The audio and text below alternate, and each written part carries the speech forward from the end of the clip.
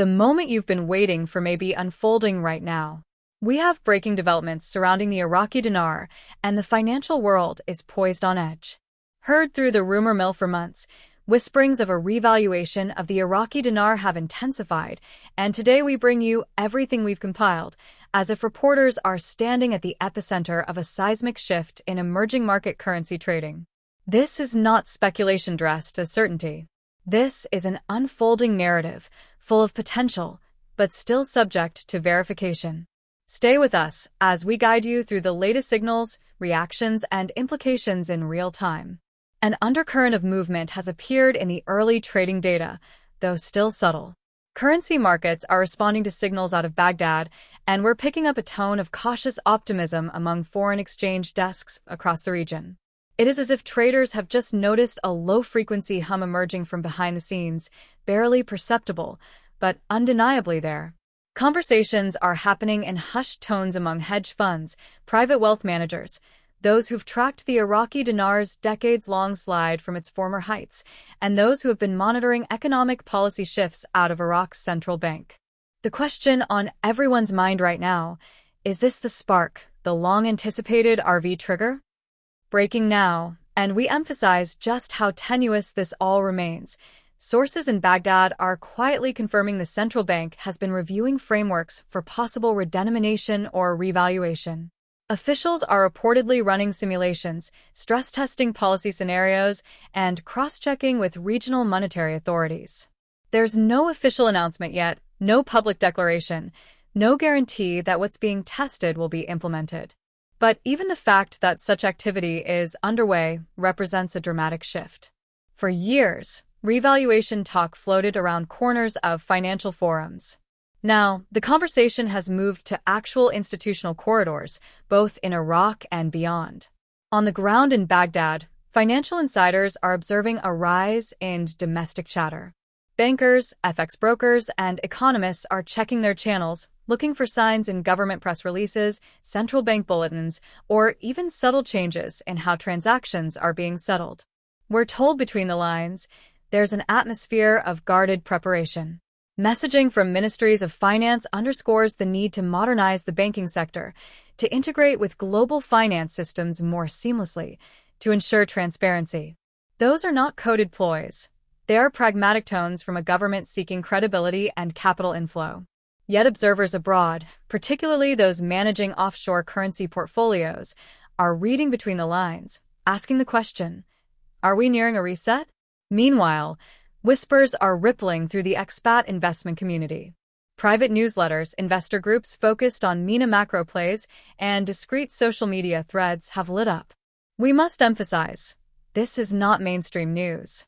Most of it is crowdsourced commentary, anecdotal, a mosaic of interpretations. Yet there's energy behind it. Traders recount that one or two FX platforms have begun adjusting forward-looking models, subtly recalibrating dinar volatility assumptions. It's not a requote or repricing yet, but even preparing models for what-if scenarios signals an implicit acknowledgement. Something is happening. Whether that leads anywhere remains to be seen. At this moment, international reaction is measured but watchful. Sovereign wealth funds in the region are reportedly monitoring the situation. There's mention, again unverified, from one multilateral advisory firm that certain fund managers have placed preliminary lien orders, small positions dependent on regulatory confirmation. These are strategic probes, almost instinctive, reflective of global capital's readiness to pivot on emerging narratives. Simultaneously, investors in the US, Europe, and Asia, who track exotic FX movements, are running comparative analysis. What would a dinar revaluation mean, on paper, for holders? Could it redefine valuations of Iraq's economic recovery, its debt servicing, its oil revenues denominated in local currency, its reconstruction capital flows? One cannot disregard the geopolitical overlay. Iraq exists in a complex regional tapestry. A revaluation, if real, would send ripples through financial markets from Kuwait to Iran, Turkey to Saudi Arabia. Central banks across the Middle East would recalibrate their exposure. Credit default swap spreads on Iraqi debt would shift. Banks holding ADEPS-rated Saudis on hard to exchange currencies might realign risk positions. For global investors, the stakes are serious. The revaluation narrative intersects with politics, security, oil pricing, reconstruction budgets, making every cautious whisper weighty. Here in our newsroom, we're not issuing reassurances. We're not front-loading conclusions.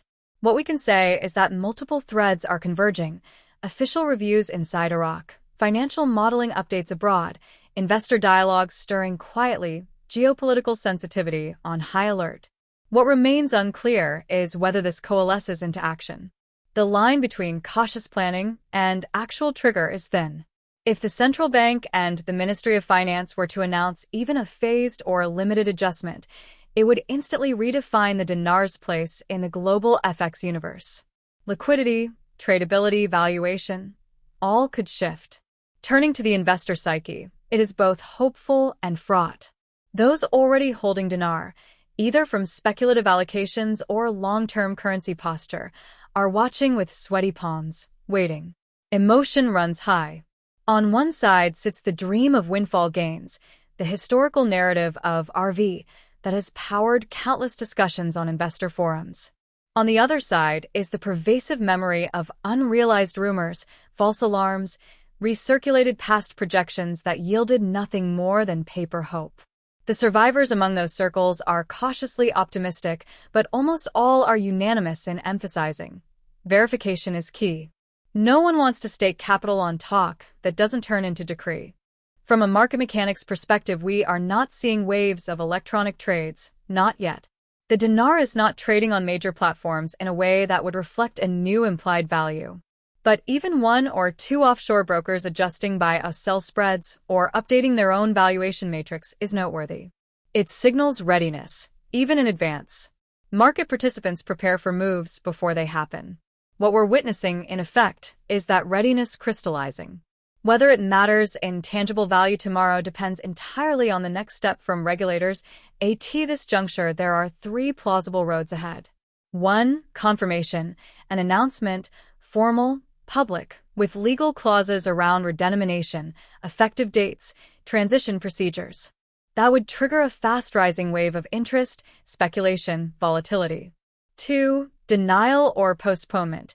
Regulators step back, even as models have already revised expectations, leaving modelers and traders. At this juncture, there are three plausible roads ahead. 1. Confirmation, an announcement, formal, public, with legal clauses around redenomination, effective dates, transition procedures. That would trigger a fast-rising wave of interest, speculation, volatility. 2. Denial or postponement. Regulators step back, even as models have already revised expectations, leaving modelers and traders in a holding pattern. Risk would simmer. They'd recalibrate again. The third road, sustained ambiguity. No clear